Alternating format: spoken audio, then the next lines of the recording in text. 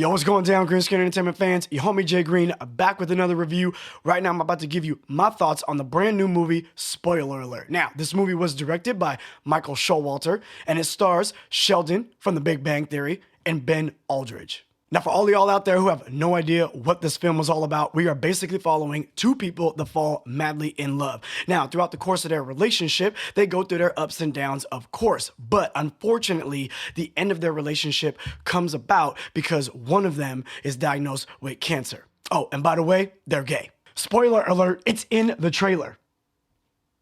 Now, I mentioned in a few reviews ago for Pinocchio that every so often in Hollywood, we end up getting two movies in the same year that are damn near identical. And this year, aside from Pinocchio's editions, we're getting two movies about two gay lovers that fall in love, go through their ups and downs in New York City.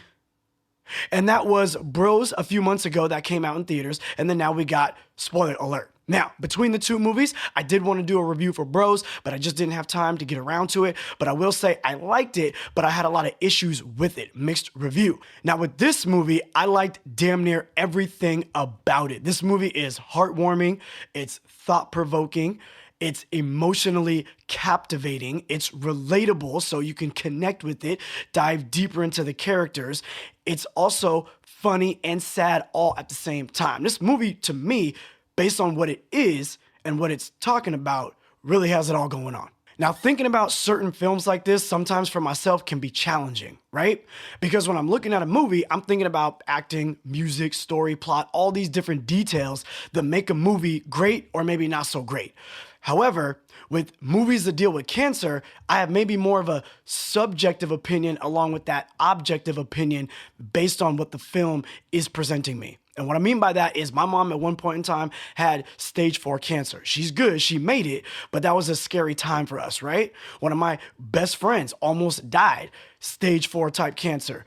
That was a tough time. But he made it, he's good. So when I'm watching films like this, I'm gonna feel a different type of way, right? There's that objective side that I know the deadly dangers of cancer, as many of you out there know of, and hopefully you have never had to actually deal with it or have a family member deal with it, but it's terrible watching these people go through these things. So on one hand, I'm looking at how are they addressing it based on the type of film that it is. Am I supposed to be engaged on an emotional level where maybe I'm gonna be sad towards the end of the film, or is this supposed to be something like a 50-50 with Joseph Gordon-Levitt, where maybe it's supposed to be a little heartwarming, but maybe more on the comedic side, right? So I feel with all these different thoughts and feelings of this situation, that this movie handled all of that so well. One of the things that made it such a beautiful film to me was because I'm sitting there and I'm watching it and I'm like, yo, I never thought about it, but in a lot of these films, we kind of know where it's gonna go. We're ready to get our heart broken by the passing of these individuals or the pain that they're going through, right? And sometimes you got to be in a mood to see a film that you already know is going to put you down, right? But then on the other hand, on the flip side of that coin, I'm looking at the person taking care of that person and that love that they have, right? Selfishly, I'm like, I don't want anybody to ever have to see me like that or help me go through that type of pain and anguish because I would feel like a burden. But then I think watching a film like this, but look at that other person, how much they love you, how much they're willing to do that for you, promising what they said in their vows for sickness and in health. And that to me is something that only so many types of stories and films can give you the equal yin and the yang, the sad, heartbreaking moments, and then those hopeful, wonderful moments of love and companionship. And I think that this movie did just that. Now, I want to talk about a little bit of the acting. Jim Parsons, to be specific. When I first saw him in the trailer, I was like, man, I don't know if I can shake the image of Sheldon from The Big Bang Theory out of my head watching a film like this.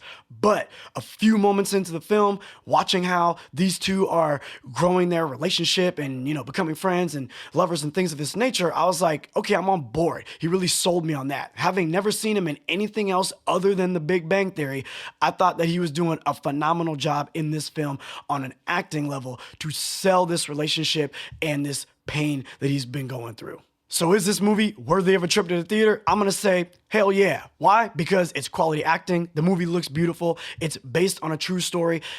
Even though it ends the way that it ends, it still ends on somewhat of a hopeful note.